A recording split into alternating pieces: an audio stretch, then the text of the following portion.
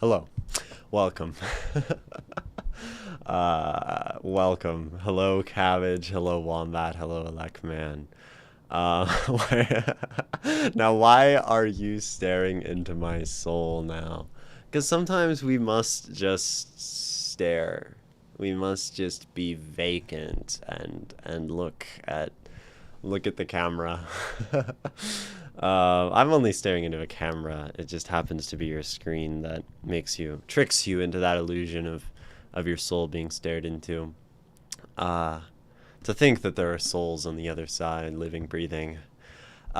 See, poetry is what we do seek here. Yes, Cabbage. I also happen to seek poetry here, which is quite a convenient convening of priority and interest that I would want to seek poetry and you all would seek poetry and we'd find each other in this vast digital space. Good morning. Got my short story read on Yunsu's stream last night. Was a lot of fun. I've been in Yunsu's stream one time, and I did like the vibe there. He seemed cool. Another writing streamer. I remember I was in chat and was we were talking about dinosaurs. Uh, and being distracted from whatever he was intending to whatever he was intending to read, which is good. That's how every good writing stream should be. It should involve ample distraction from the actual intention, the actual, thing we set out to do. So that's good. Uh Hello, Nikki. Welcome. And Alekman, hello. It feels like it's been more than 10 streams, not gonna lie. Is that how long you've been showing up to this stream since stream number what are we on? 257, so since 247. I really like that I chose to do that at the very start when I began streaming to do the number. It's an increasing representation of my social isolation and general depravity that I would spend such an immense amount of time streaming on Twitch and doing this. I think so Twitch, for those of you who haven't streamed before, it has these little things that are like achievements, okay, that you can see in your like stream thingy. So if I share my screen, right? So some of them are like to get affiliate and partner and whatever, but then you have all these things that you progress on, and it makes it quite a lovely game. And as you can see, we are almost to stream for 1,000 hours total, which I think is kind of insane, right? That's a lot of time of my life done doing this thing. And it's good that I've decided that I like it and I don't regret having spent my time this way. This one's interesting. I got a massive raid one time and peaked up to 520 viewers, and then they all naturally filed out very quickly because I did not know how to react to that. That was kind of crazy. And then I'm like, okay, let's go back to analyzing poetry. So yeah, this is kind of interesting though, right? And all of these things, the little game of it all, little look under the hood, so to speak. Hi Messier, welcome. Glad to have you. Um, Recently learned that there's a huge web of German writing streamers, and at least one of them is always on. But honestly, it doesn't fit my vibe much. That's a bummer. I know. I see this like all the time because the time when I happen to be looking on Twitch is like, I guess, whenever Germans be streaming writing.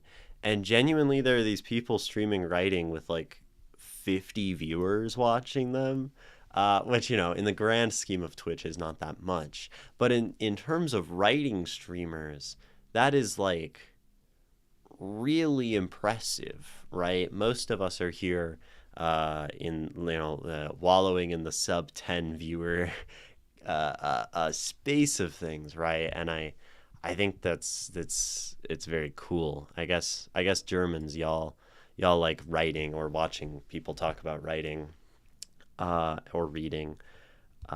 Germany has a wonderful artistic and literary tradition, so it makes sense maybe. Y'all have a good education system, so maybe people like value that kind of thing. Us Americans just want slop, I think. uh, yeah. Uh, your voice has Pavloved me into writing poetry. I'll have inspo and turn your stream slash VODs to get the blood flowing. That's awesome. I'm glad that my streams are helping you generate art and express yourself. I think that's a terrifying situation to be in as a person. That others would draw value from me, but I mean that's a lovely thing, right? Hi Imogen, how are you doing? I am well, Fire Rider. And how are you? And I guess how is everyone if you're interested in answering such questions. I am good. My legs are sore because I went for a run last night. And actually like that extends up to like my back even. But it was a really great run, except for the people who pulled over to the curb and shouted out their window at me, "Fuck you, faggot," and threw their drink at me. Uh, but other than that, it was a great run. And so this morning I'm well. And uh, uh, yeah, I like wrote a poem this morning. I read some more of Crime and Punishment. I've mentioned in the past few streams that I'm working on a prose poem, and I finished that poem. I finally like got it. It clicked last night at like 10 p.m. I was trying to go to sleep, and I'm like, why am I not asleep yet? And it's because I needed to see the fact that the poem needed to be framed within the idea of Orpheus and Eurydice. And then the poem worked. So I guess I'll share it. It is called Catabasis. I can actually share the screen. That makes way more sense. Share the screen. Catabasis. Don't look back. Flowers, invasive on kitchen table, die, and a little more every time I look back, like hunger, like Hades, waiting patient. Will you find the shore, that immortal desert water, stem deep when I found you, from which I wrenched you to the living land and its automobiles and its noise pollution? No place for a prayer. I wonder, will you be lost, trying to reach the lover? I wonder who is a prayer for. I imagine your mother, knelt in sandy sentiment, dipping you in, making forever in a bouquet. She didn't look back, climbing to the car, not as she thrummed the engine in the sounds of remembrance and soaked herself in life's water. She didn't see me take the traces she left. I imagine me, and Mother Nature's thanks that I rescued man's makings back to their fated land. Mostly, I imagine, funerary, the memorial in plastic and bull thistle, the gift, the recipient. Catabasis, don't look back. Big fan of that one. Who is that from? That's my writing, Ishmael. Um, that is my writing. The very rare Imogen writing on stream. The German Americans I know associate writing with a lack of motivation. That's wild. Well, maybe that's why there's German writers on Twitch. To be honest, there is one person I know a bit better who likes writing, and that's it. Yeah, I mean, it's probably just generally an unpopular thing. I'm okay fighting anxiety demons today, but other than that, I am great. Well, I wish you the best on your fight, and Hope that you find some Vorpal sword to slay them or something. Orpheus really let the other brain do the thinking. Yeah, love Orpheus. He's my guy. Hi Ray, welcome. How's it going? Welcome. Hello. Yeah, I really dig this poem that I wrote. It went through many iterations, which can be seen in all of this. I think I wrote this poem 4 times in 4 different ways. Maybe more than that, right? So the first version, where do they belong?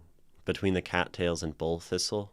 Still drowning in plastic petals, crumbling past disinterested pollinators, minds too small to know it's being remembered. What beauty lies within? In my kitchen, invasive, unwanted, and unbought, not gift nor gesture, plundered thoughts belonging to the dead, the living who left, who meant the world become the mother.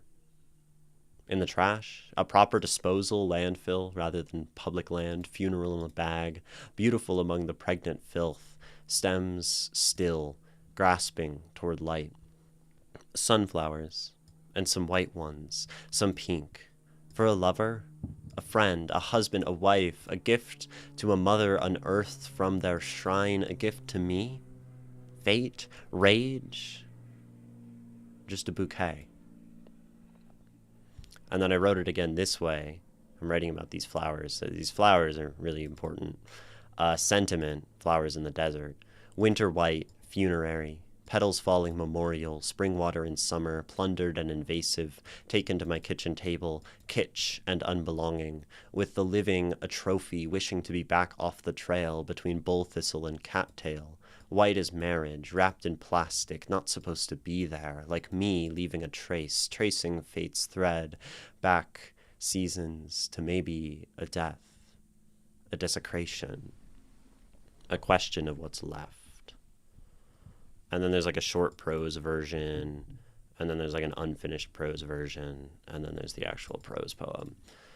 Not usually how I write poetry. It was a deeply uncomfortable experience to to rewrite a poem so many times. But are bull thistles not the same thing as cattails? No. So a bull thistle is a plant native to the Southwest. Actually, no, it's not native. It's introduced, although it is naturalized. So it's not an invasive species. It just lives, it just survives among the ecosystem in the Southwest. And bull thistles are these big, tall stems that can grow like taller than me.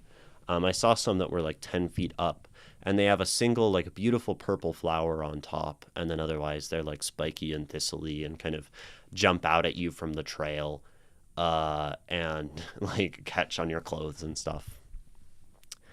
Bull thistles look like who's live on them. Yeah, definitely. And cattails look like corn dogs. Yes. Do you like flowers? Play Deltarune Chapter 5. I haven't even played Undertale. So I feel like you have to play Undertale before you play Deltarune, right? Is that a game that like I should have played as like a queer person poet? I feel like that's probably like a real missing out kind of situation for me. Yeah. Yeah. Must not bite, must not bite, must not bite. I presume we're making references to things that I don't know. Anyway, I'm more than happy to just jump into someone's writing. You don't need you don't need Undertale before Deltarune, but yeah, it's a very popular game in the community. Well, they're made by the same person, right? But I guess if they're just, entirely different games, they're just disconnected, it sounds like. Oh my gosh, so many people. Nikki, Ishmael, Messier. Not gonna be Messier. I can say that with a degree of confidence, at least for the first one. Um, but yeah, let's read some stuff.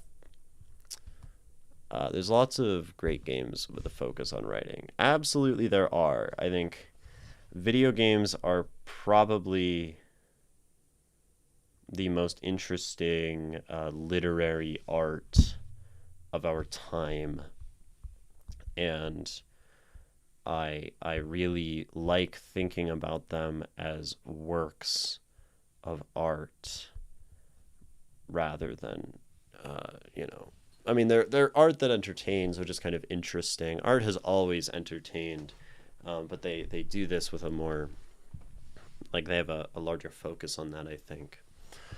Do I feel like poem or prose? I don't know what I feel like. Disco Elysium is a game I always recommend to writers. Disco was excellent. I thought the mechanics and the dialogue were incredible. I thought overarching story structure was fine. Like, one, like, not the biggest fan of waking up with amnesia. Uh, but I just think in terms of like the way that the story comes to a close, I don't know. It's okay. But the skills, right? The stats and the voices and the dialogue and the characters, like all of the characterization is incredibly strong. And I really love just like going around in the world and just doing like everything. I loved talking to the Insulindian Phasmid.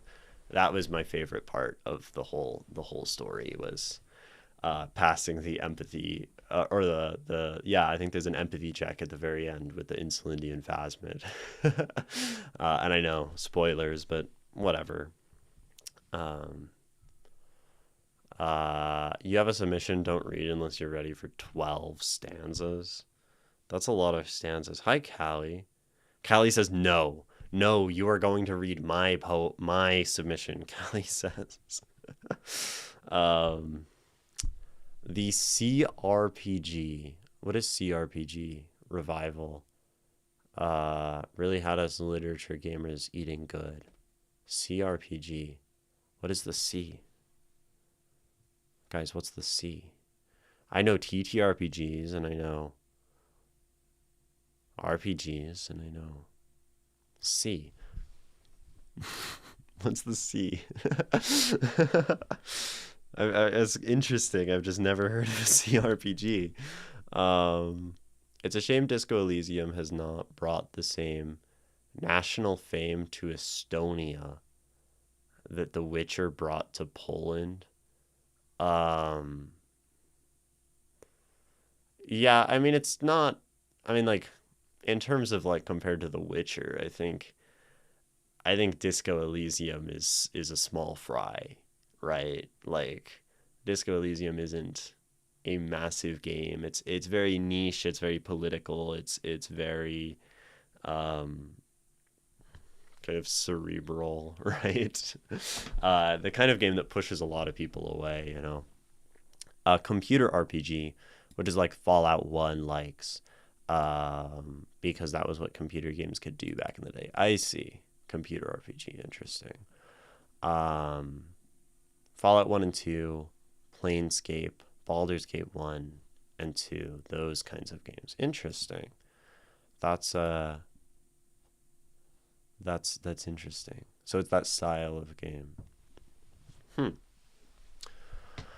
Um, your mouth is stanky. Gotta brush. Yes, gotta brush your teeth. If y'all haven't brushed your teeth, make sure to brush your teeth and all that. um, yeah, I know. So Disco Elysium Studio just released a game called what Zero Parades for Dead Spies. Although it's the studio without some number of the staff because a bunch of people got fired, and people don't like the studio anymore. But I have a friend who really likes the game and talks about it a lot. So, um, at some point, I will probably play it. Although it doesn't have like a Mac version, and I have a Mac, which is brutal. Eventually, I'd like to have a PC, just something stronger, because then I can do more on stream. Not necessarily have my computer freeze up when I have like more than 3 applications open. Random throwback. Who here remembers Henry Stickman? I remember Henry Stickman. I don't remember much about Henry Stickman, but I distinctly remember the idea of Henry Stickman. Or Stickman, right. Henry Stickman. These games. These games. I played all of these. Thank you. Thank you for unlocking this fucking memory. This is what I did with my childhood. Oh my gosh. These games. These are so freaking good. They were like these choose your own adventure kind of games, where you'd be given like a number of choices, and you're always trying to like do something, escape the prison, steal the diamond, and it was very like absurd, and you'd have like these like wild consequences for doing dumb shit. These games were great. Yeah, these were fun. Thank you for unlocking that. There's 6 of them now, including a full collection on stream, full remasters. Oh my gosh, that's freaking awesome. Those games were a core component of my childhood. Oh, they're awesome. Zero Parades was fine. I don't think it was awful, but does not have the edge of Disco Elysium to me. I see. Gotcha. Good to know. But it spies. Disco Elysium reminds me a lot of Deja Vu. What's Deja Vu? Is that like a film? That sounds like a film. Deja Vu. If I just look up Deja Vu, I'm not gonna get... I'm gonna get stuff about the... There's an album. Anyway. Unlurk Disco Elysium. Yeah, I heard of that. Great game. So they're like escape room puzzle games? Yeah, basically, but sort of like comedic and silly. With lots of references. Made by the same developers as Among Us. No way. That's really interesting. That's wild. I mean, it makes sense, right? That sort of trajectory, but yeah, lots of references. It's interesting because when I played them as a kid, I probably didn't get a lot of the references to things, and I was just playing the games because I was like, I must have been, I don't know, around 10 years old, or I didn't know shit about the world. So I wonder if going back and playing those games would be different. Would be different. Deja Vu the video game. Deja Vu the video game.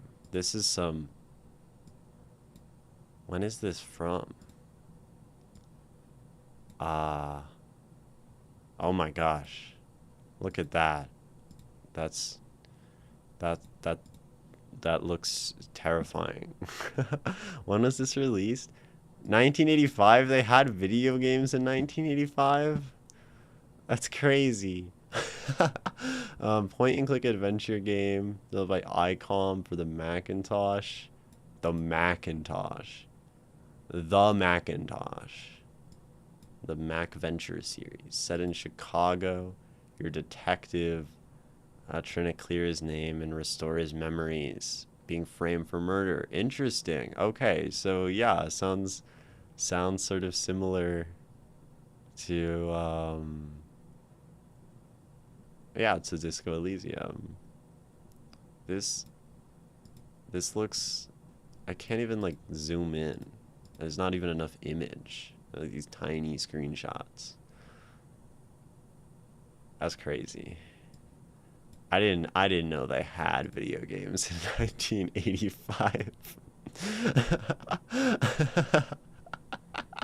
That's crazy. I'm such a child. What in the Carmen San Diego? Another piece of media that is before my time. I mean, maybe slightly less so, but definitely before my time. Um, okay. Uh, let's read. So when was the last thing I read from Callie? This is the question. I am just going to decide this on if it's been longer since I've read Callie than Nikki, then I will read Callie before Nikki, basically. Because Nikki I haven't read in longer than uh, Ishmael. But I don't remember. And it's hard to find these things. It's exceedingly difficult to locate the past.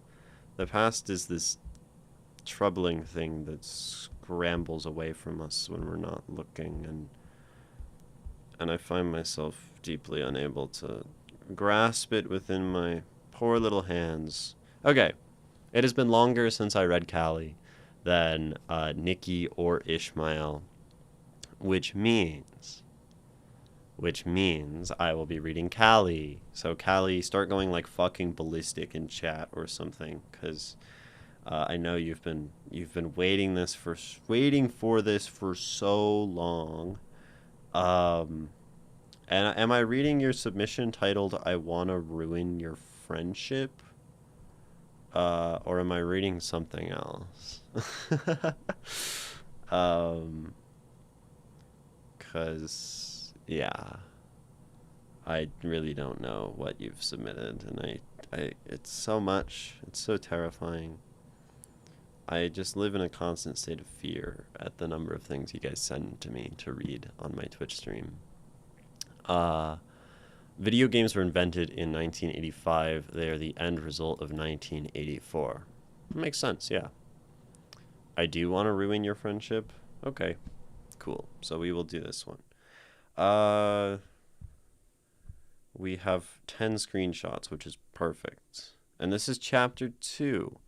Chapter 2 of the thing that we read chapter 1 of, where I feel like I had a lot of I feel like I was critiquing very heavily. Because prose scares me. Okay. 10 screenshots. We will see if I get to read this whole thing or if I find myself somewhat stymied by the scope of your work. I'm kind of tired this morning. I think that has something to do with the run and the homophobia that also was included in the run last night. Although I do my best to laugh such things off. It's not that it hurts me, it's that it's sad that the world is full of people who will shout slurs at you out the window of a car. But we persist, because what else are we to do, right? I mean, I don't really have a choice in that matter. So, yeah. Writing prose right now, trying to overcome my prosophobia. I did a little bit of overcoming of my prosophobia the other day when I wrote a short story. Look at this lovely black screen. And I had a lot of fun writing the short story. I think I've been reading so much like just fiction from you guys that it's been inspiring in some capacity, right? And that's good. I just berated a picture that fell off my wall like somebody pushed it. I feel like that's a good thing to do, to have conversations with the world around us. It feels very, very nice. Yeah. Were the enemies to lovers to both enemies? Where are the lovers to enemies to both enemies and lovers stories at? Those probably exist, you know. Um, I mean, I think that's sort of within many of those enemies to lovers things, right? Uh, yeah. Had to drop my novella because I ran out of ideas, even though I had the whole plot planned and started writing several short stories instead. Yeah, I mean, it happens, right? Definitely happens. So, what are we reading? We're reading Callie. We're reading a story that is dark fantasy, and upon last reading, was very dark fantasy. Exceedingly so. This world seems very tragic and painful to live in, and I would not want to live here. I would not survive very long in this world, I think. But it has something to do with like basically a wizard school with some houses, and there's like some shit going on. There's like zombies walking around or like undead creatures, which we had many of them described to us in chapter 1. And there was a guy planting flowers. That's and oh, and there was like a fantasy drug addict, which is just a drug addict, right? In a fantasy world, basically. Callie, as I jump into this chapter and discuss it and read it, I ask of you if you have any questions, any things you would like me to focus on, any themes or topics or that kind of stuff that you are interested in hearing my thoughts on. If not, we will dive right into it and see what the deal is with this pale gray skin in sentence 2. as Ishmael points out. Brain empty. Okay. As it rightfully can be. Despina played with her dolls like a tiger would play with its food. Her skin was a pale gray, and a greeting from her was akin to a shake of the hand from an agitated feline creature, which in most instances was more of a swat than a shake. An upward paw at the small statues. The toys flew up only to be thrown and hunted down. Nails held the dolls in suspension between them like claws. On her palms were calluses, so large they resembled a cat's padded paws. She played until she broke the dolls into with her fingers. She played in every inch of the room until every flower felt welcome, and each flower she greeted leaned against the reason they valued her. Oh, learned. Doing great this morning. Learned again the reason they valued her. Most believed it was because on top of her being in the house of Shamblefoot. Did we ever finish chapter 1? I really don't think we did. A house closely affiliated with death. She was a fear Gorta. Creatures so close to dying, the land around them couldn't tell the difference between them and a victim of the Howling Red. If only Mother saw what the flowers did in me, she told a ghost bell. She grew increasingly close with. It responded with, "Rose, rose, rose, I'm the river and the rose," over and over. And she was so close to a second lyric. But Despina, along with everyone else in Ulnaron, it's like ulna, like a bone in the arm, right? Were only familiar with long trails of ash that sat between lanes of marrow and trees.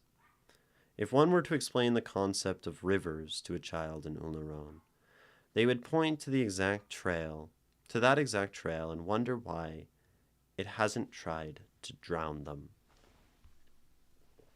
Fantasy drug addict is addicted to magic healing potions so much that their body has become brittle. That's an interesting setup. I'm just gonna keep reading. In her contemplation, she noticed the ghost bells reaching for the ceiling to make the lights flicker. Witcher spells rolled the dirt below them into pebbles to throw at the passerby. She thought of the flowers as her only friends. No one else would ever play with a Fiergorta. They were known for their greed and roughhousing. And worse still, that she was a sculptor who played with Dawn's marrow. This is interesting since we didn't read all of chapter 1, and I don't remember like who this character really is, or if they were introduced. So that's sort of exciting. But I think in terms of like the writing itself, right? Because we can talk about that up to this point. Um,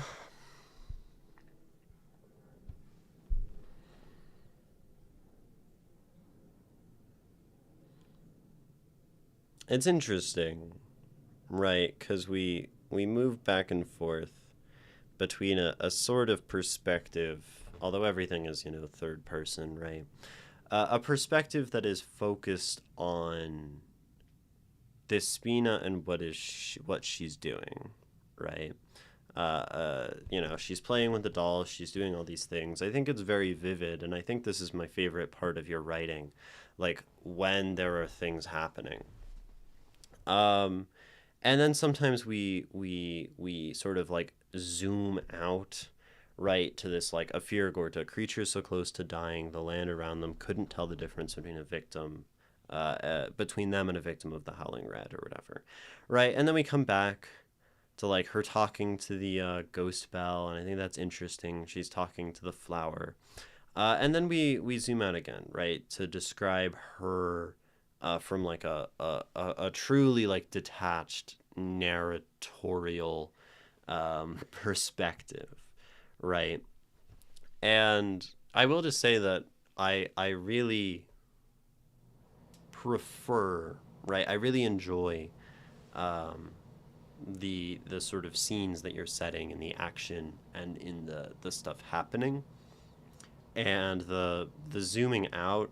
I guess like I could take it or leave it is sort of how I feel about some of those things, right? And I think like um,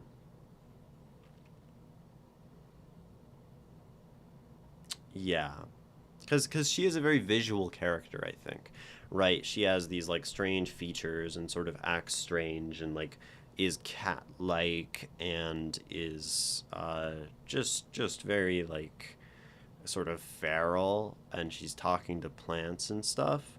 And so I think that being so interesting makes me want to exist within that space. Um, Something I will say, right, um, is we're just sort of like describing a scene, right? Most of this generally, while there's action within this, it feels mostly characterizing, where it's like discussing her and the world and like showing things. And I feel like getting to the point where I stopped, I'm starting to want some tension to creep in. You know, I'm starting to want something to twist in my heart. You know, that pushes, right. This is the work of that spiritist, the other children always said. Just because it belongs to the Dark Lord doesn't mean it's evil, she always yelled back. Despina heard. that's, that's a really funny line. Just because it belongs to the Dark Lord doesn't mean it's evil, right? And I guess Dawn's marrow, and maybe that's the thing she's sculpting with that belongs to the Dark Lord. Anyway, Despina heard footsteps and looked behind her. Corwin walked from the room opposite her and said, "She made those toys all on her own. Any resemblance to the work of that infamous spiritist is purely coincidental," said Corwin. A strong supporter of Despina, Corwin adored her work and considered her statues a masterpiece of resonance. So she thought of the flowers, no one else would ever. The other children. But I think we're sort of like flashing back to the other children. Um, which is interesting because like Corlin walked in from the room opposite her, and this feels very present. And then says like she made those toys all on her own. Any resemblance to the work of that infamous spiritist is coincidental. And like I'm not sure if this is happening as sort of like flashback and memory to something that happened before, right? Or whether this is truly like a present thing, right? Because we're talking about like she's listening to the flowers and they are her friends. The children always said this. And then she always yelled back. Despina heard footsteps. Right? And it takes this like generalized always said, always done, and then like makes it feel very immediate and present, and then like Despina's engaging with this thing, which is like blurring this line between like a general memory of like the idea of something and like a specific event that happens. And I think it leaves me feeling like uncertain as a reader as to exactly what's happening here. I think this is referring to something specific, right? Because we're including this Despina detail. So, like, rather than the children always said, she always yelled back, you'd want to be recalling and setting up a specific memory here, so that when we get down here, it's the same memory, right? That's why the flowers love you, or the opposite version, where it's general and it's general, where this is something that Despina would always tell her. That's why the flowers love you. You make such beauty of their dwelling place, even though you're terrified of it. Corwin took one of her dolls and handed it to Gawain, but he flailed when he saw Despina. Yeah, yeah, and there's the question of this being like I'm almost wondering if this is actually meant to be something happening in the present now that we're just like fully within this narrative that looks like it's going to continue for quite some time, right? We'll just read it as itself though.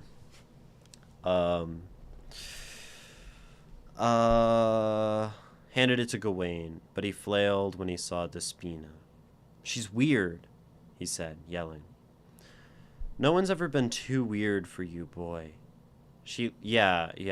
I feel uncertain as to where I am in time. No one's ever felt too weird for you, boy. She lay him down on the floral bed. Rose, rose, rose, I'm the river and the rose. The flowers sang, those, slice a sliver, make a pose. Finished Gawain. Despina's jaw went slightly ajar. Her eyes sparkled. No one except her ever sang with the flowers. Despina always repeated what the flowers sang, but never contributed a line of her own. She never had any friends, until Gawain came along.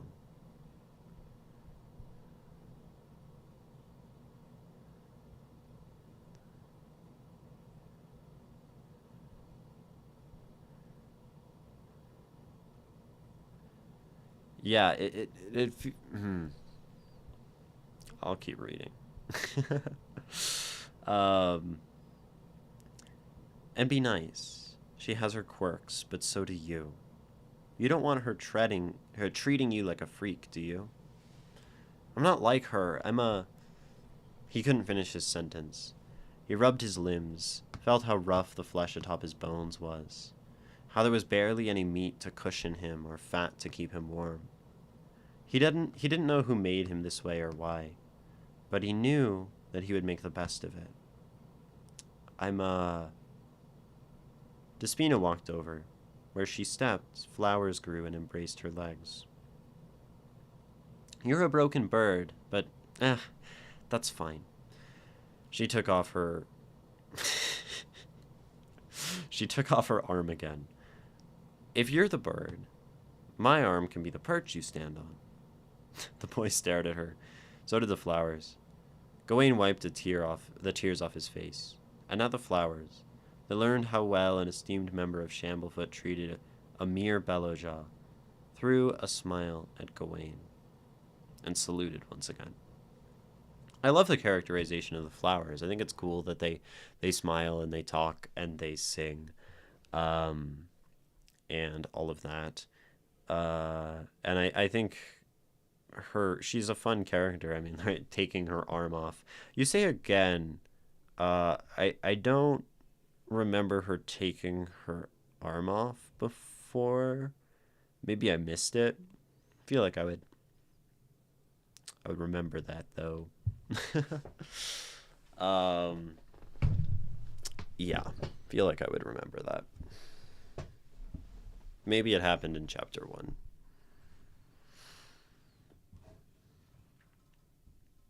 Where were we? Down here. The corners of their mouths made a slow crawl into a crescent smile. What? Despina had her share of these moments. She's known as the girl of rare jewels. Even though those jewels are dried blood, they're jewels to this world. Mostly flowers. Again, this like zooming out thing. I don't know. Like, I wonder if this other perspective could be the flowers. I dislike the the lapsing into like narrator explanation in this way, I guess. And this also just feels like, okay, here's a detail that just feels unmoored from other things.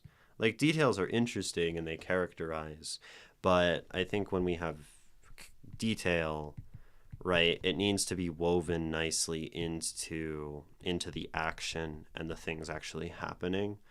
And I think just like dropping information in the reader without it flowing, into the other thing is uncomfortable. Now to Gawain. Her arm was no longer a severed limb, but something to hang on to when he felt alone. And if you are the perch, I am the bird that sings the world's music, said Gawain. I can make you a bird if you want, suggested Despina. The boy recoiled. His eyes bulged. I don't want to be another one of your playthings. Gawain grabbed a doll that was by Despina's side. He was more like a raven than a tiger with his toys. Where Despina was ferocious, Gawain was gentle and curious. These toys of building material bounced as well as rubber. The ghost bells, with the memories of long-forgotten children, had taught Despina to play well. Gawain did not play the way flowers did. He would take Despina's toys between both hands, as if they were too heavy for one, and let them fall. Neither of them received toys of their own from their parents. They were always busy with work. Despina made her own from the marrow in the building. She never had friends to play with, until Gawain came along. She never had proper education except a few years of piano. But because Despina was a race called Virgota, her mother expected her to be fully independent, even as a child. The Virgota were known to be feral and ravenous. They can get anything they want, if they only give in to their innate cruelty. Her mother didn't expect her to lean more toward her human side. So, yeah, I think for me, the thing that I find myself wanting in this writing is that natural flow from like one sentence to the next, right? And I don't know how to accomplish something like that as mostly a reader of prose and not a writer. But I know that in prose that I deeply enjoy, and in prose that doesn't distract me from the story, you have a sentence, and the end of this sentence, rather than having a break, in a sense, and then just going sort of to a new idea, right? There is some amount of connection between these things where, like, the ideas in this are moving into this, and that sort of consequential unfolding, means that the story becomes this extended, unbroken chain, right? If one sentence moves smoothly into the next, and then the next, and then the next, and then the next, and then the next, it's almost like you're never given a reason to stop, right? You're never given a reason to sort of, uh, you know, exit the story. And I think particularly in fantasy, right? In a genre where we would love for our reader to become immersed in our world, right? We want our prose to function this way. That doesn't mean the prose has to be simple or that it can't be, flowery or beautiful, right? I think I've heard Brandon Sanderson, and a very great fantasy author, right, talk about the way you write like a window, like stained glass. And some people will write with a colored window that has like a lot of artistry through which you see the story. Brandon Sanderson likes writing with a very clear window so it doesn't distract. I think this is a little bit of a mischaracterization of prose. You can write very beautifully and very elaborately and very colorfully without the prose getting in the way. It's just that it needs to maintain this link, right? I think between detail and action, right? Every bit of vividness must not pull away from the motion of the story, and the motion of the story must not get ahead of the detail and the beauty of what you're trying to describe.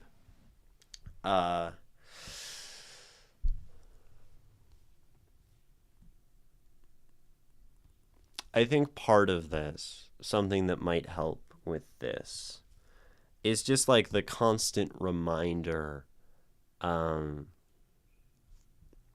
that the reader does not see things in the same way that you do. That the reader cannot fill in the gaps, right? As a writer, I'll use the iceberg analogy. It's a different iceberg analogy, but it's the iceberg world building analogy. As a writer, we have all of this information and context about our own story that we create, that we world build, that we think into existence, right? And then the top of the iceberg above the water is the things we actually show to the reader, right? But the reality is the reader can only see this, and maybe we can understand that this is implied, but can never see anything under the water, right? And so I think this is very useful for flow, actually, because maybe when we write a sentence and then write a sentence that to a reader seems like sort of unrelated, there is probably a relation there, right? When we go, what? Despina had her share of these moments. She's known as the girl of rare jewels, even though those jewels are dried blood. They're jewels of the world, mostly flowers. Like, these two things seem unrelated to me, but there probably is a relation in the mind of the writer. It's just that it's under the iceberg right now, and, like, it hasn't been shown to the reader. And when we make sure to show all of the relations between the ideas, then the flow will happen more naturally, maybe. That's just a thought. Can that be used as an intentional effect, though? Interjecting random scenery descriptions or surreal metaphors in the middle of action or a tense moment to make the narration feel almost jarring. Yeah, absolutely it can, right? any, like, these are not rules, right? The uninterrupted chain is great, but we have to interrupt the chain at some point, right? Or else we just have a sort of like stream of consciousness. But then again, we don't have to interrupt the chain because stream of consciousness is a valid genre, right? Um, so all of these things, are discretionary and can be used effectively and can be used ineffectively. And just because I give a piece of advice for something doesn't mean it is good or that it'll work here, um, or that it'll work for you as a writer, right? Um, but I don't know. I guess as a reader, as someone who's read lots of fantasy, uh, I mean, I read a lot of fantasy and then I stopped liking it. Really, is kind of what happened, and I haven't read fantasy in a while. Um, and I think that's because a lot of it started to feel very similar, and but throughout all fantasy, regardless, I think the prose uh, is um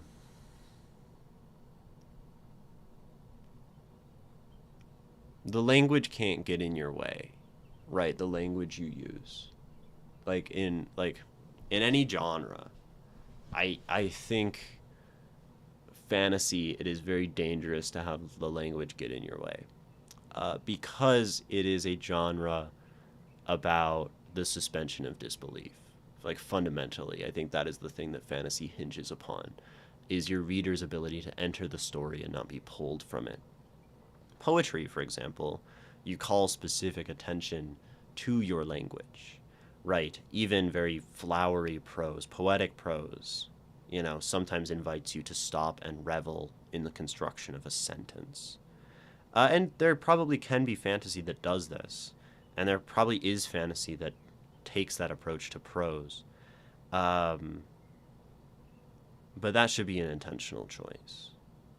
And I don't feel that, like, she's known as the girl of rare jewels is pulling me from this in a pleasing way, or like a very functional one, I guess. Um, I'm so critical of prose. I feel bad. I'm also tired. It doesn't help. Oh, the horror. Oh, the horror of me not reading fantasy anymore. It sort of is. But then I think of reading fantasy. Like, I haven't read The Lord of the Rings or The Hobbit.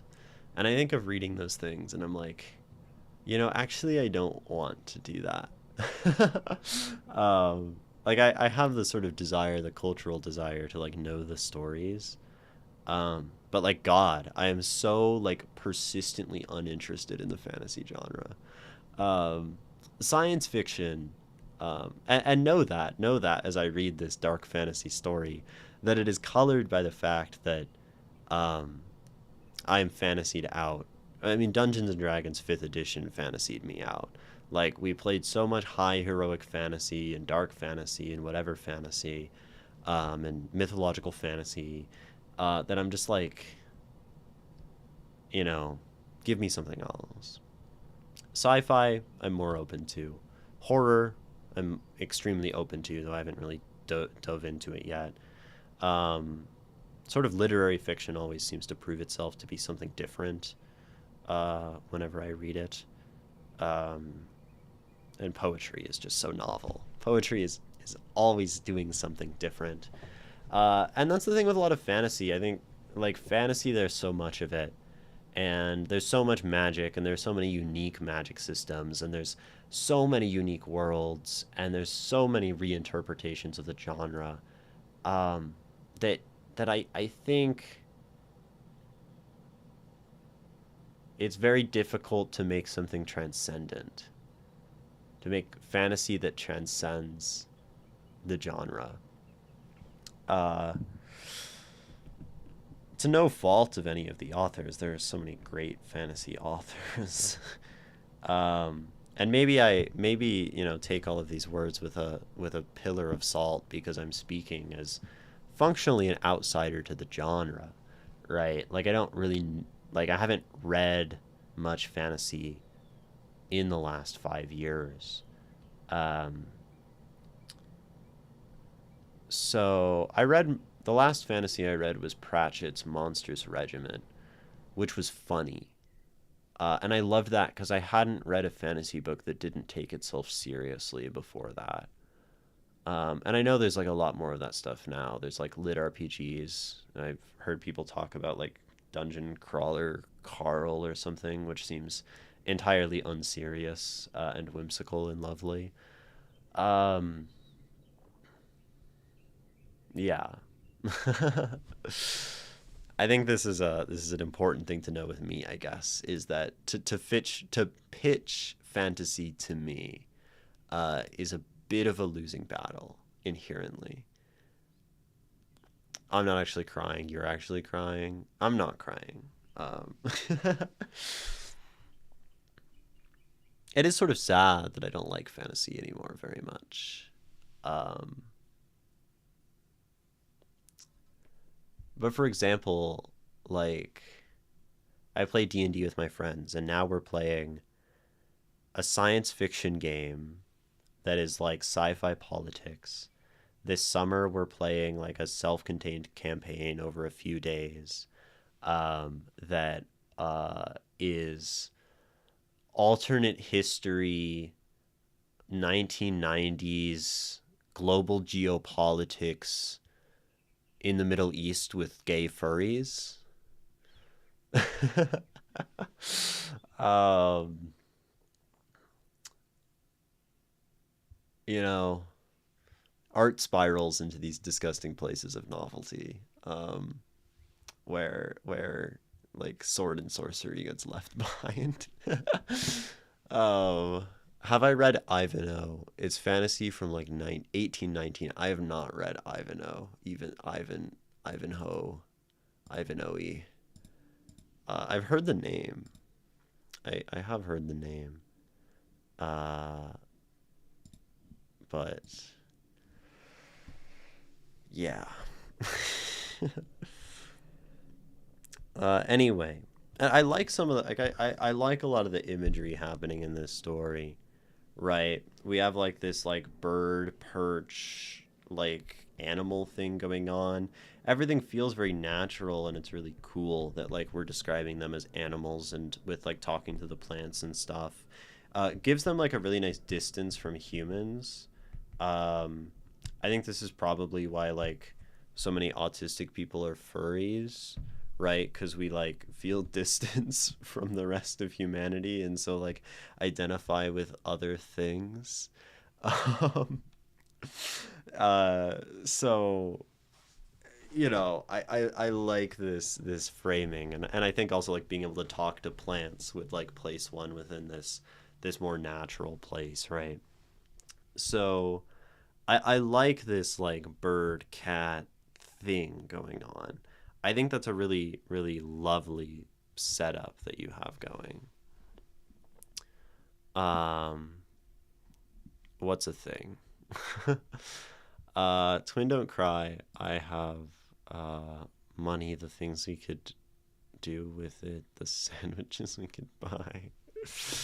Yes, sandwiches can cure all our problems, probably. Material conditions. There's something to be said there. Man, so it's like really hot in my room, and this is like an immense struggle.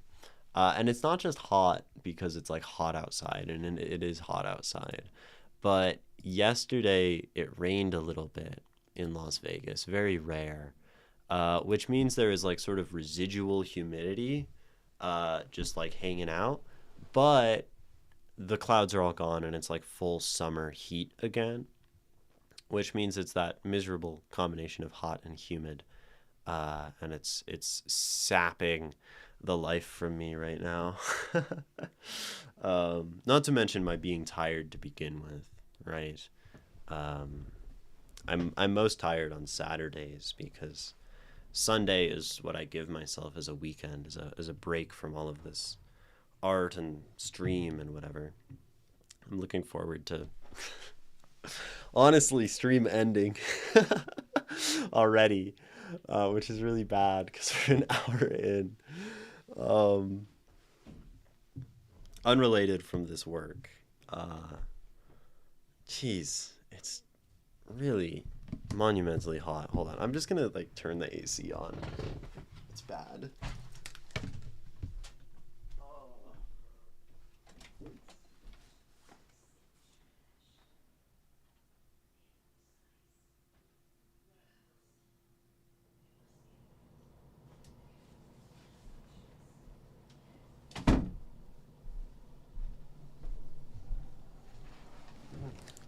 When people keep fucking with the thermostat, like, um, like why do people keep doing that? Leave it on 77. Don't put it on 78. It's that 1 degree that makes all the difference.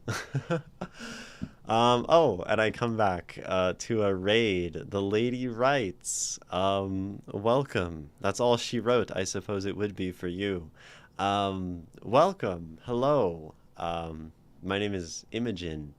How was your stream? We are, man, I feel like awkward.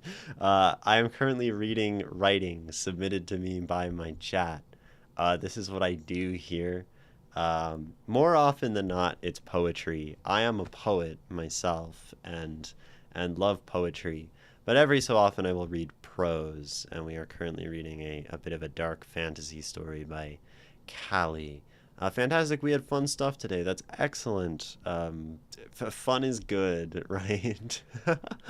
um, so glad to have you all. Nice to meet you. Yes, nice to digitally meet you as well. Hello. Here is me on the full panoramic left to right of your screen. Um, yeah. Uh, we're gonna go right back into reading stuff, I think. But glad to have you, and of course, you know, thank you for rating, right? And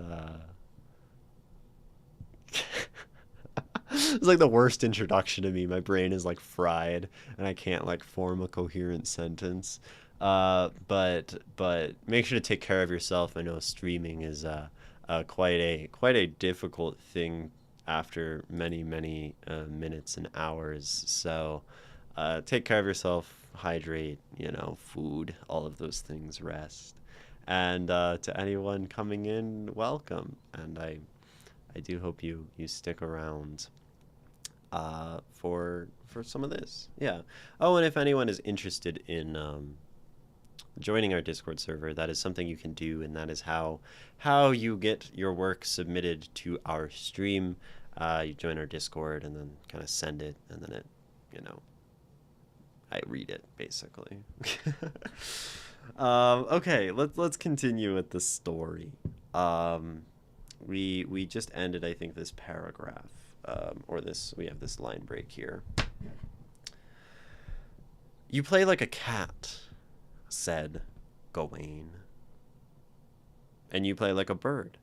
We must be enemies of the Green Man. Despina attempted a tackle at Gawain, but quick on his feet, he dodged the tiger and landed on a nearby wall. A rumble. The flowers booed at his evasiveness. Despina knew, however, that his quick legs and elegance were impressive to the ghost bells. But no citizen, alive or dead, believed Gawain would last long enough to make use of these skills. These movements do not belong to an Ember Cage. Ember Cage was lazy in their movements, only industrious in the art they engaged in. So again, like, I really love the sort of action things that you do. I think there's a whimsy to the way that you describe playing. The Green Man, question mark? No idea who the Green Man is. And honestly, in writing, sometimes those things are okay, right? And yeah, but I love, that we have the sort of describing this quickness of the feet, the flowers in there, watching these two kids play in this way. I think it's fun, right? And I like when I'm reading your work and it feels like one, I'm having fun and you're having fun writing it. And then we have like this sort of, these movements do not belong to the Ember Cage and the Bellojaw, and we're kind of talking about these higher order things in the world. And I just find myself like persistently drawn to the action. Like I want more of these things to happen within that framing because it's really nice. Thank you for the follow. If you didn't get the book link from doing so, I'm off stream. And you'd like it, I'd be happy to share. Oh, you have a book. That's super sick and awesome. We'll need to lurk. Yeah, enjoy the lurk for sure. Cool. Books are good. I am unpublished as a writer, and I will remain unpublished for some time, I think. Anyway, or a Bellojaw. Bellojaw was tenacious. Though they were slow, they had agility. And there is no way this boy had Shamblefoot blood in his veins. Shamblefoot was the fastest of the three, but they were usually well fed. Look at me. Does it not look like I break easy? You look like a changeling who belongs to the House of Embercage. So if you did break, we could fix you easily, said Despina. See, and I think, like, this banter is fun, like, the way that they're sort of insulting each other within, like, the world building of the world. It's just, like, we have to zoom out and have all this explanation for this banter to work. And it sort of breaks the momentum we set up through the action. So I think finding a way to weave these ideas in more fluidly. And maybe it's not helpful that we didn't really finish chapter 1, and now we're moving on to chapter 2, and you may have set up all of this context perfectly fine, and, that's just a me issue, right? Gawain fixed Despina with a sharp look and was about ready to scold her, until the marks in their eyes glowed brighter than their skin in the window's dim light. For just a moment, they couldn't ignore that they were born from the same flame. That though they were of different houses, had different mothers, their lives were tied by some invisible line of fire. Though they didn't yet know who, two powerful sorcerers were hunting them. The light lasted only a few seconds. Once the light dimmed, they left their trance and went back to their play. And yeah, like, I think this thing again, like, we're just told, oh, there are powerful sorcerers hunting these people. And it doesn't feel like it feels one of these things that, like, jumps out as disconnected from, like, the stuff around it. And it feels like we're sort of, like, developing these characters very quickly, right? In terms of, like, their scope within the broader world, right? We go from, like, Despina is a kid who is, like, playing with flowers, and her problem is that, like, other people are ridiculing her, and then, like, this person shows up and they start to play, and then they slowly make friends, and then suddenly they're, like, bonded at the soul by the fact that they're being hunted by sorcerers. And it just feels like, again, things escalate very quickly, and that there are many gaps, right, in between everything going on that would love to be filled by more time, by more detail, by more, more zooming in, I think, in a way. I think this is advice I had for you last time, Callie, and I think this advice persists. But I would love for you to slow down. In some way, I think reading this, it feels like you're in a hurry. You're in a hurry to get to the point. You're in a hurry to get to the action. And it means you have these, like, small moments of beauty, which I think you also appreciate because you're including them. But they sort of get overshadowed by, like, catapulting into plot and narrative and world building and, like, giant stuff. Just like in chapter 1 when you were describing, like, the guy with the flowers, tending the flowers. And then it very suddenly became about, like, the Dark Lord and the bones of his body that made up the structures of the city and this person and like the houses, and it just we I think it shifts very quickly in scale between zoomed in and zoomed out. I'd like to see flow in these changes, whether that's gradual or just more nimble. I'm not sure, but that's something that persists in reading this chapter, I would say.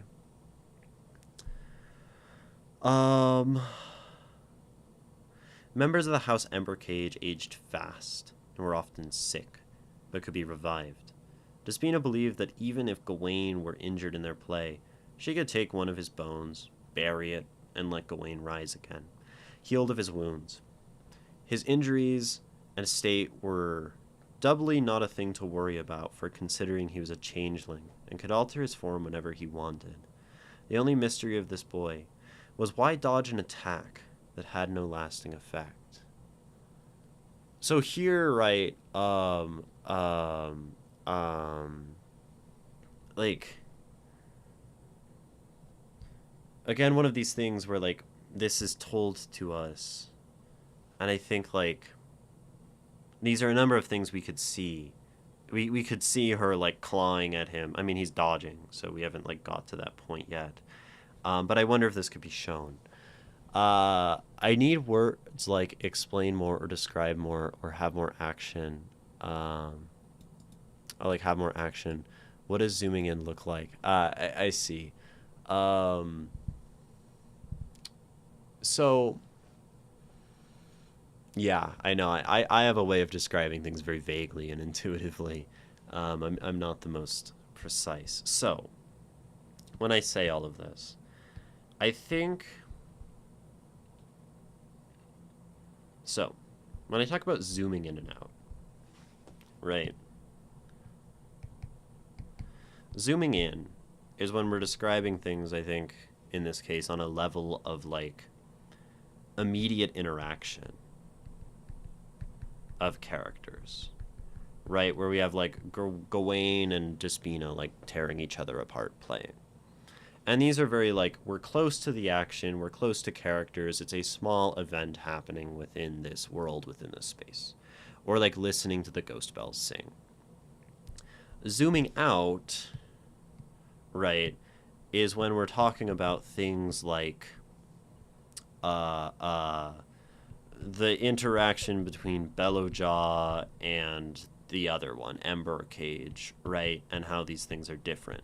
These are talking about, like, systems and, like, sort of abstract things within the world, right? Ideas and structures and what I would call, like, world building, right? And it's fine to do both of these things. But I think when we have a sentence, when we go kind of back to back from, like, there is action happening, oh, now we're describing, like, big zoomed out ideas, and then we come back to the action, it feels like this manages to break up the action, right? Because action loves to flow naturally from one thing to the next, right? Action is this causal chain of events. It's like I punch him, then he screams and falls to the floor, then he gets back up and comes and tries to tackle me. We tumble to the ground, right? We're rolling toward the edge of the cliff, where you're, like, grappling. He's on top of me trying to, like, punch me. Like, it's a thing goes into a thing into a thing. And then, but if we take that same thing, right, and we start to break that action with, like, background and exposition and these kinds of ideas, then it just reduces the impact of that scene. I mean, I think we can think of it like a movie, right? In a movie, you'll have these scenes where, like, a bunch of people are beating each other up for a while. Think of, like, a superhero movie, and there's action. And that action usually has a consequence and a purpose, such that the result of that action has consequences for the story. And then we'll move into like a more like zoomed out thing where maybe there's like dialogue and characters talking and we're like developing the world. And then they realize like, oh, there's something we need to do. And then they go like fight someone and beat them up. Right. And this is sort of like a very basic idea of a structure that we might see moving between these things. Now, there are definitely ways to have these things go back and forth more tightly. But I think no matter what, whenever we're moving from like one space to another in writing, and that could be anything, that could be like narrative space, that could be like stylistic space, that could be the space of perspective, right? Whenever we're moving from something to another, we need some kind of transition. I mean, we don't always, right? Things can be jarring, as was brought up earlier, and jarring can be useful. But very often, some sort of transition so that we're not confused, right? It's okay to do something that's jarring to a reader, but I think if we are confusing our reader and leaving them unsure as to what is happening, then we've probably failed. Particularly in a story that, like, prose is predominantly narrative, right? It cares about telling a story, getting us from start to middle to finish, right? And we move through that thing. And if we're like somewhere in the middle and we're like, I don't know what's going on, then we've left our reader behind in the narrative. So that's what I mean when I say like the zooming in and the zooming out and those kinds of things. And I think it is this idea that makes me feel like you are moving too fast, right? That you are jumping too suddenly for me as a reader, right? From idea to idea. And it's not that we necessarily need to have less ideas, although that is one answer, right? Less ideas and focus, right? We can either slow down, I think, as a remedy to this, spend more time elaborating each thing and moving between them, or we can focus. And focus would be to reduce the number of ideas we're trying to introduce and share in this section, right? Because we've like talked about two characters and their relationship. We're like talking about the relationships between like different factions. We're talking about like we're being hunted by sorcerers. We're talking about like his relation to the fact that he can like resurrect, right? We're talking about like, and like where we started was like this is a girl who is like a weird undead who plays with flowers, right? So we've gone very far. And so our choice is like, let that breathe more or try to do less. You know? Someone else said I go from subject to subject a lot. And I thought I would try to have two main subjects and have the plot revolve around that. Yeah, and I think, like,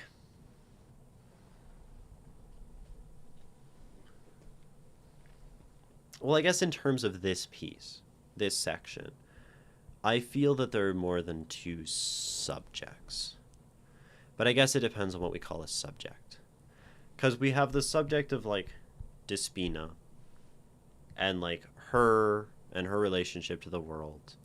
And we have Gawain, right? And these are our two main characters, but I think characters become subjects through their motivations and their desires and the things they want. But then I think, like the houses, Bellowjaw, Ambercage, Other One, and their distinctions also acts as a subject in this section. And then we throw in the subject of like sorcerers hunting and then sort of like not really return to it. And then we have a subject of, I mean, almost like the bird tiger natural thing acts as a subject because it's like an idea, right? I'm thinking of subject as like ideas I have to keep track of as a reader, right? And then we have the idea of like Despina's sculpting and her like social ostracization. So we're starting to investigate like a number of themes, right, through this work at the same time, through this chapter, and I think it can be overwhelming because themes are often something that like point us toward tone, right?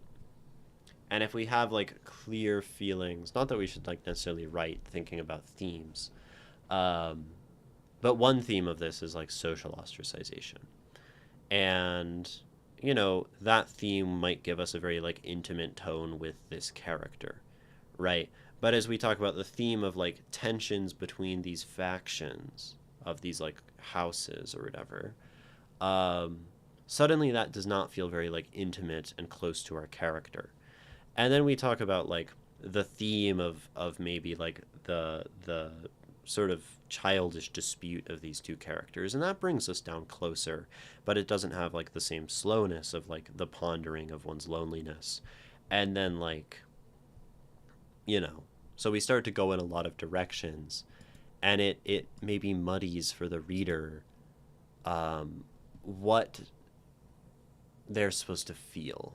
And it's not that as readers maybe we care about what we're supposed to feel, but it's starting to pull the feelings in many directions, where it's like, okay, well, I feel this, and then I feel this, and these things, it just creates a very large space which your reader has to occupy. Traverse. Yeah.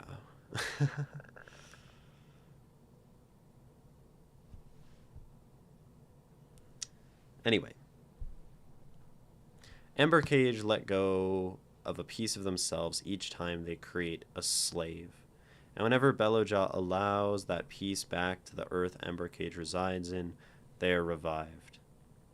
Again, like, big idea of, like, nearly, like, metaphysical of how these people function and exist. And then, like, bam, you're a rich shut-in. How could you know what we look like, or even how we feel about where we belong? Gawain didn't ask to be affiliated with Ember Cage. He didn't ask to be this broken bird. If if he's anything like that house of oppressors, it is only in that though he is caged, he holds the key. I bet you're only used to seeing residents of House Shamblefoot. You guys have it good, whined Gawain.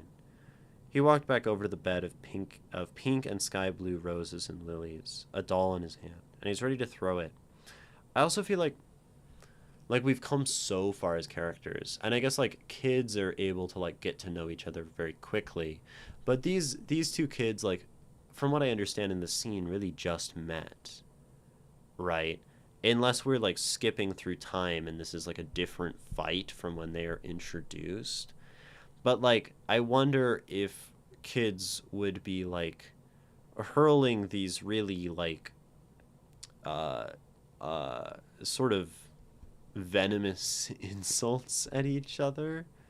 Maybe they're not kids, right? But like we're playing with toys. Like I don't know how old either of these characters is. But I know we did talk about like the other children always said, which I think tells me these are children. Um and I mean children can be cruel and awful, no doubt, right? But it's like, and maybe this is a nice illustration of how much these organizations and affiliations like truly hate each other, that like some children who don't really know very much would just like really be have all this vitriol for each other. um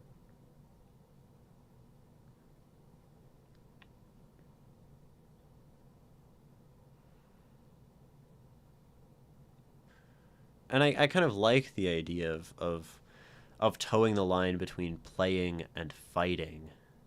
I think that's a cool idea.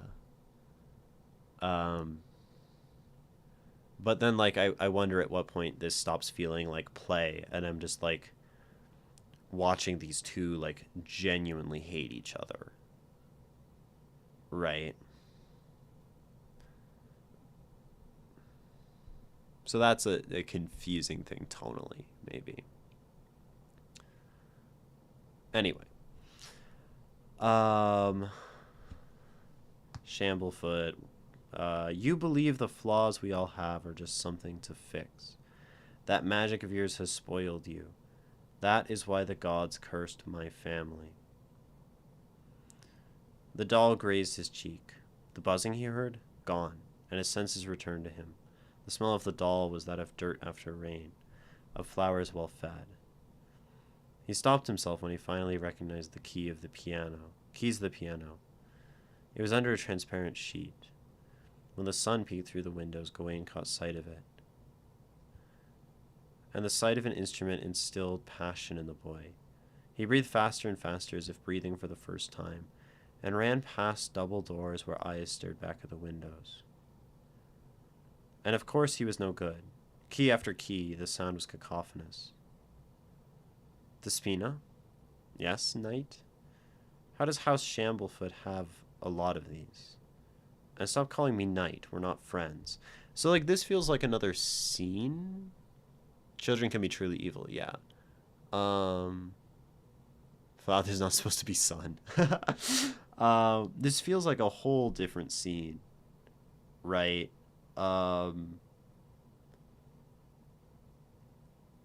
Like, we go from, like, fighting.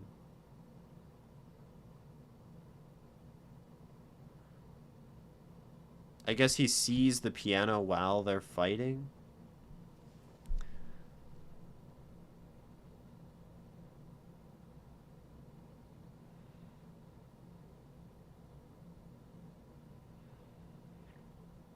Right, but it just feels like this we don't transition from the idea of fighting to the idea of like being like looking at this piano.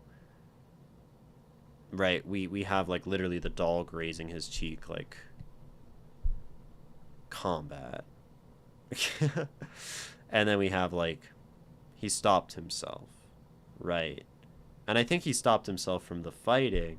But then, like, what's Despina doing? Why does Despina just stop? And why is she calling him knight now? So this almost feels like we are, like, weeks or months later, is how it reads to me, right? Because of this, like, change in tone and character.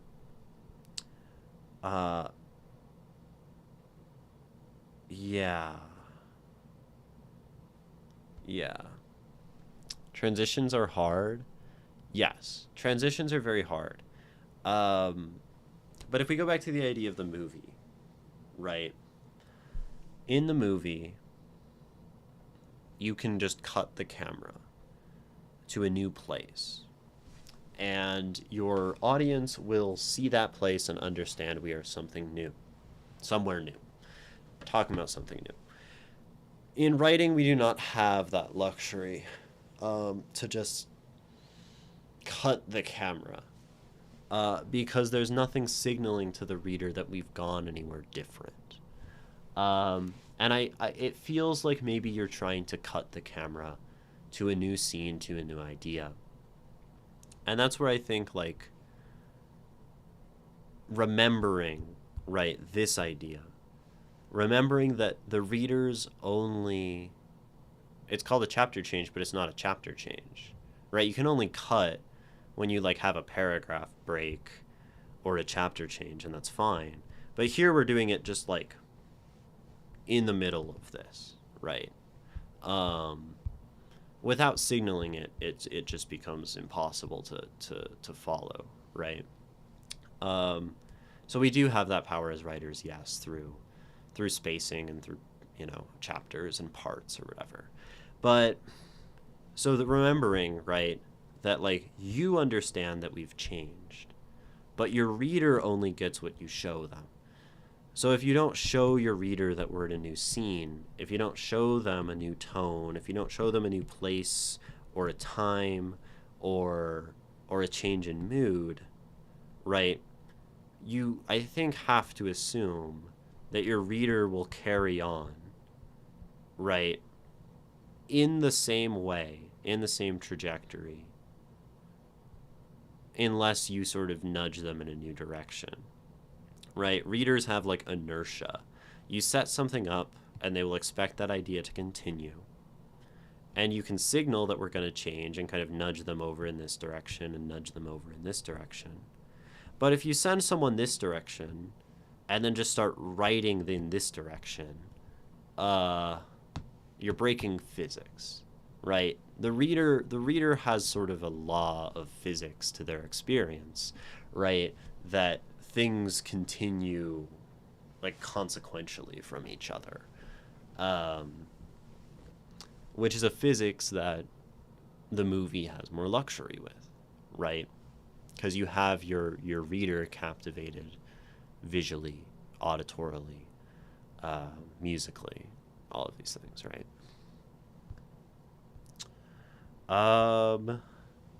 There's a break impending. So I'm going to encourage you all to do something nice for yourself, stand up, stop looking at the screen, drink some water, all of those things, and we'll be back in just a few minutes. Yeah, physics is your jam? Okay, we can keep using physics metaphors. I'll be back.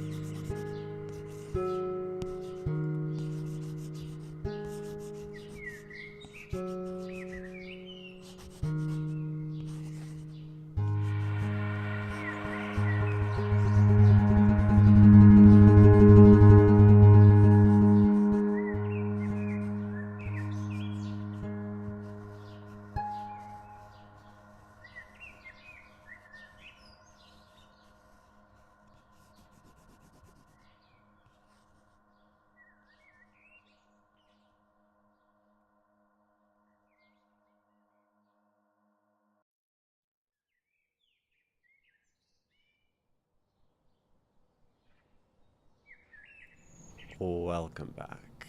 Hello, it is me, Imogen. And we are still, I guess, reading Callie's chapter 2.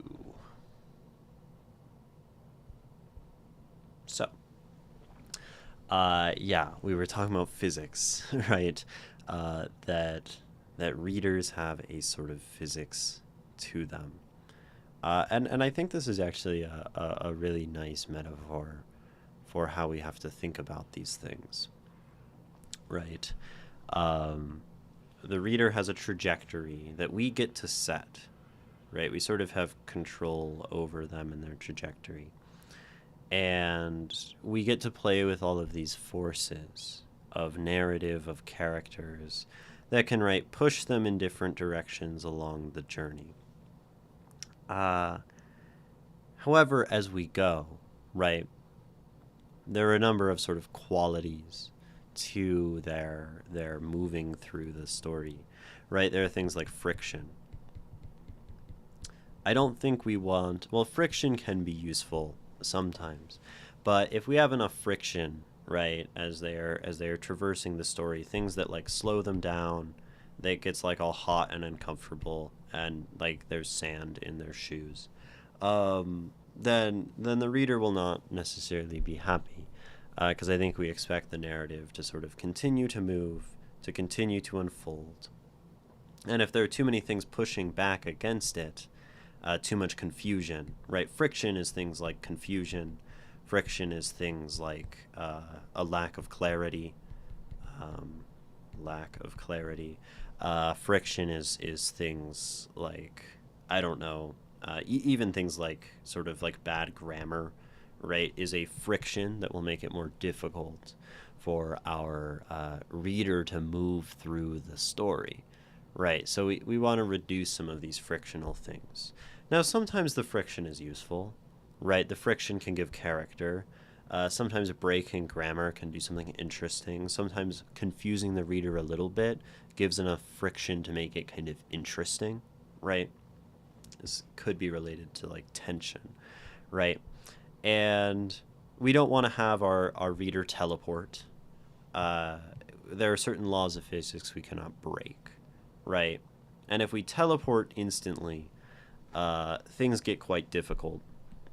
Unless we have an understanding, right, that there's a break, or that we've ended this sort of sequence of events with like a chapter, and now we can teleport elsewhere because we understand that we're starting something new, a new event somewhere else, right? And this doesn't just have to be chapters, right? This can be parts.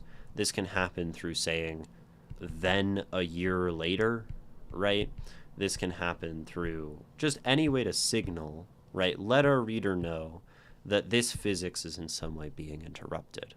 And we can do this very quickly, right? We can be going this way. Cut, let our reader know, now we're over here. Cut, let our reader know, now we're over here.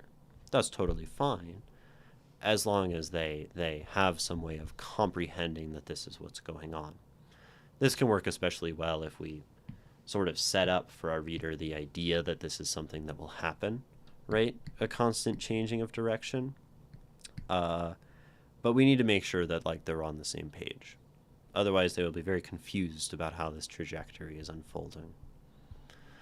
That sort of sums up actually all of this stuff over here, right? That I was saying before. I think that's useful. I think that idea can actually be built out more in greater detail for those who are particularly like physics nerds. I mean, like we can start to describe the actual object, right, traveling in space as the actual, characters or events or story, and then this object can have certain qualities to it. But that might be beyond the scope of what we're talking about right now. Anyway, I guess we can keep reading. Does House of Shamblefoot have a lot of these? And stop calling me knight. We're not friends. We could be friends. This is a piano school, so you can meet people here.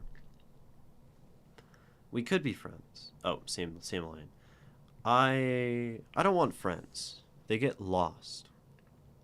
Despina sat with Gawain at the bench of the piano. She played her favorites. Flight of the Bumblebee, the only piece she could play well. Her mother tried to teach her others, but she could only mimic the song with the same beat and pulse. I might advise... I mean, you could certainly have a song called Flight of the Bumblebee in this world that is not the same as Flight of the Bumblebee in real world. Um, and I think that's fine, right? And it even makes sense for the character, right? She likes flowers and stuff. Um, she likes flowers and just probably bees hanging around flowers.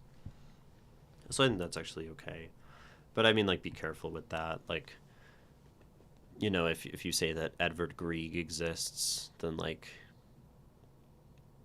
I don't know. It doesn't seem like um, Grieg is not whoever wrote Flight of the Bumblebee, just a random composer that came to mind. Then, like, all of that stuff has to exist with it. So be careful. um, Her mother tried to teach her others, um, but she could only mimic uh, the the song with the same pulse. That sounds like the plague, complained Gawain. The plague of howling red. Sorry, she stopped, then backed away from Gawain. I'm not good at first impressions, I guess, said Despina. Yeah, see, this is crazy, right, to me, that, like, this is the first impression. Because it feels like we've traversed an immense amount of ground, like days of things happening. We've gone from, like, do you want to be friends, and, like, we hate each other and we're fighting, and we're playing the piano, which is, the piano, another theme, another idea here in this place. Um, it's kind of just immense, right? And that's good, right? You have lots of good ideas. It's just like they're too fast. Right. And when you move very quickly, Callie, to go back to the physics example, when you have an immense amount of velocity, you know, going in a direction, it's going to be harder to change the course of this object in other ways, um, because it really just wants to keep going that way. And if you try to put something in front of it, it will just, like, crash through this thing. Um, and if you force it to go in other directions, now we're just creating all sorts of problems.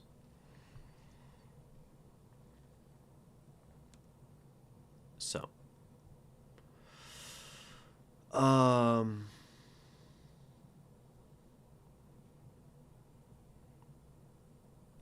no, you make the plague sound beautiful. Gawain walked over to her. And I couldn't really make friends.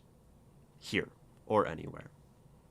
Oh, but you're from House Embercage. Your house has riches and style. The only thing you're missing is health, but we can fix that. Despina ran over to Gawain and nearly grabbed his arm. Gawain flailed and ran towards the door. Despina wouldn't let go.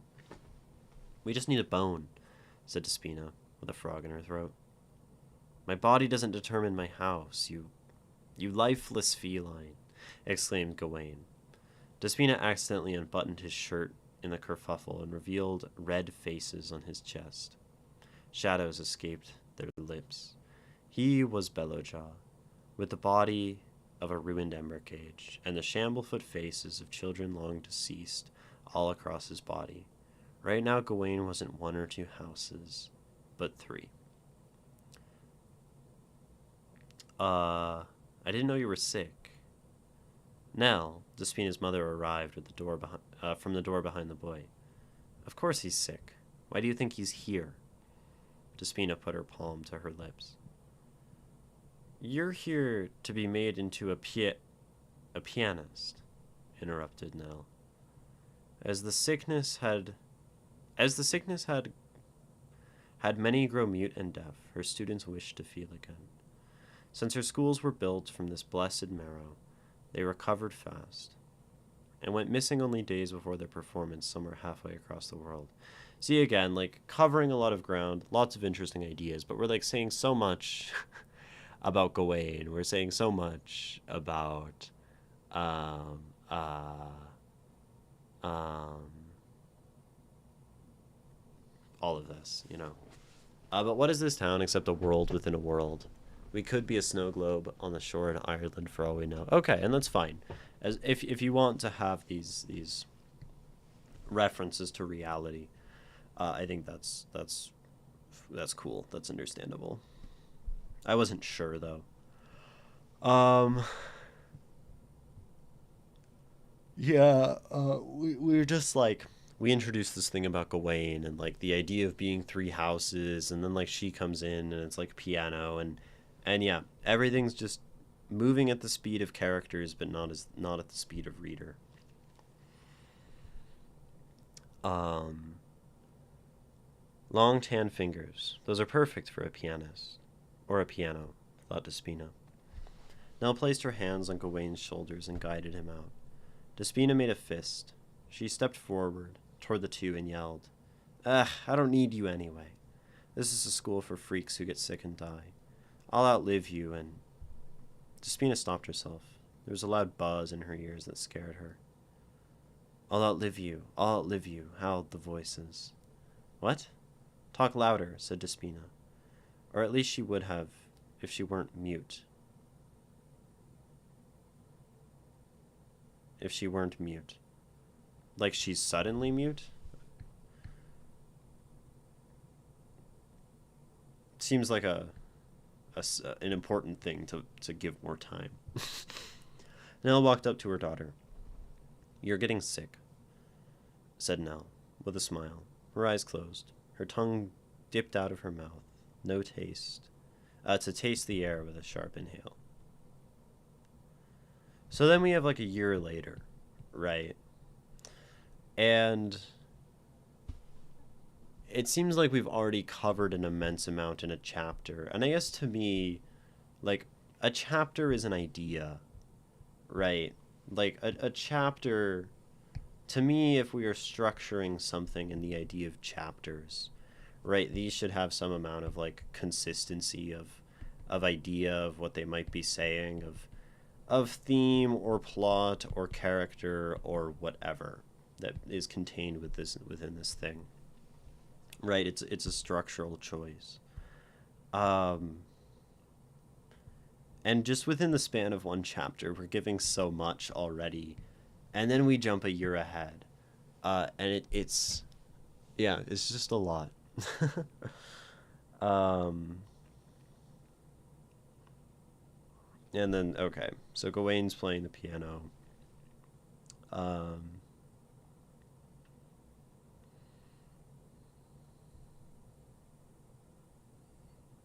Yeah, I mean, I think it's.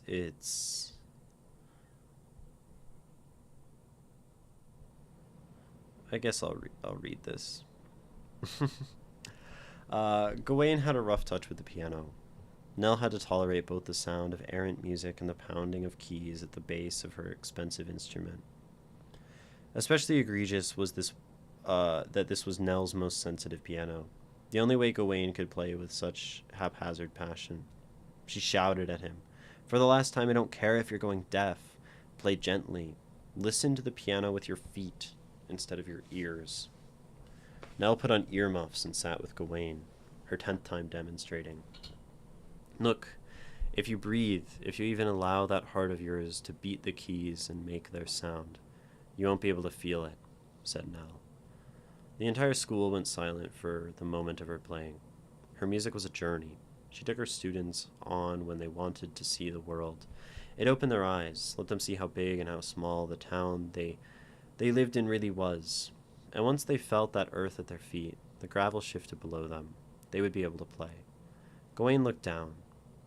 His eyes darted to the closet, where he heard the scratches at the door. He looked back at Nell. His ears had turned red. "This is beautiful." Why do I need to know you're better than me?" he asked. "You don't. You need to know how it's done. And you need to play because you're not good for much else, are you?" "He's kind of mean," asked Nell. "You're just a bellowjaw. You don't live forever like Shamblefoot. You don't revive like Embercage. You just die. And wander the world as a shadow, weak as a bird, and a bellowjaw that's got to be hell."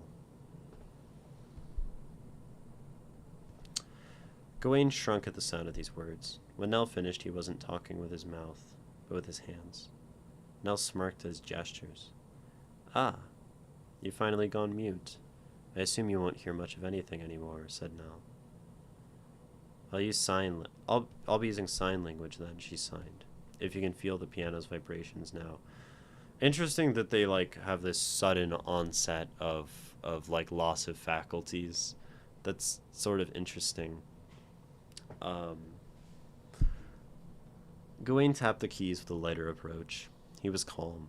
The buzz of his playing, the beat of his heart, that scratching sound of the door of the closet behind them was gone. Only the piano existed. No one else did. He was truly alone with his instrument.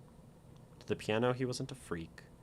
The piano didn't think much of him, but that was how he liked it. He didn't want to be important. The other kids had their strength, their endurance, and intelligence. Gawain had his piano. And when all the kids gathered to play a game of Outrun in their haunted maze of dead thorn bushes, they never invited him. I kind of like the circularity of Despina, right? And her not getting invited to play and him not getting invited to play. I think this idea of this like magical piano school of undead in various ways is quite cool, and it's quite a lovely concept. It's just a lot, and it's a lot of ideas, and there's a lot of thought, and I think there's a world for you to do something very cool with this gentleness and this delicacy and art and flowers within like a very dark world. It's just so much all at once, right? So it's overwhelming. But before we're like done with it, Callie, do you have any questions? Do you have any questions about it or anything I've said or any of this? If so, I am more than happy to indulge. But we covered a lot, so you should have plenty to think about either way.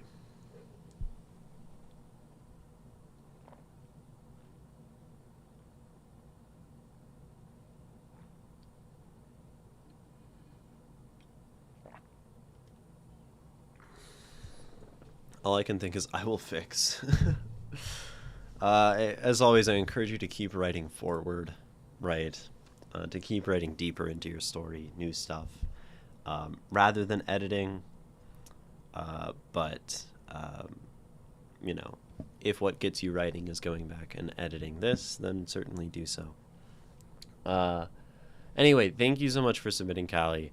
I know I had a lot of like critique. Probably because I'm in a bad mood from like other things. So if it was a bit much, then I apologize. But I do really appreciate being able to read your work, to be able to read everyone's work on stream. And I do so with gratitude. And I do really hope that it is helpful. Yeah. So thank you.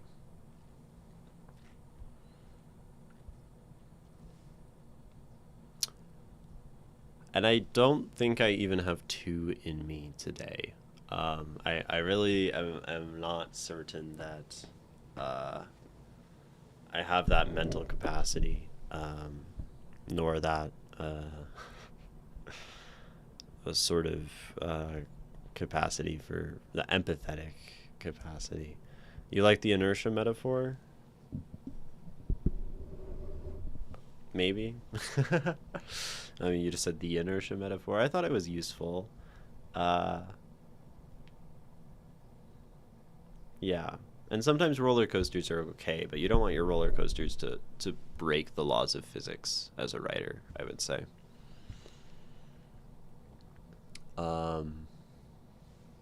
Yeah. Yeah, that's all for stream. I am done. Real low energy, real unenthusiastic. Things on my mind, I guess. Anyway, thank you all for coming. I appreciate your watching. And keep making art you love. And keep finding beauty in the world. Yeah.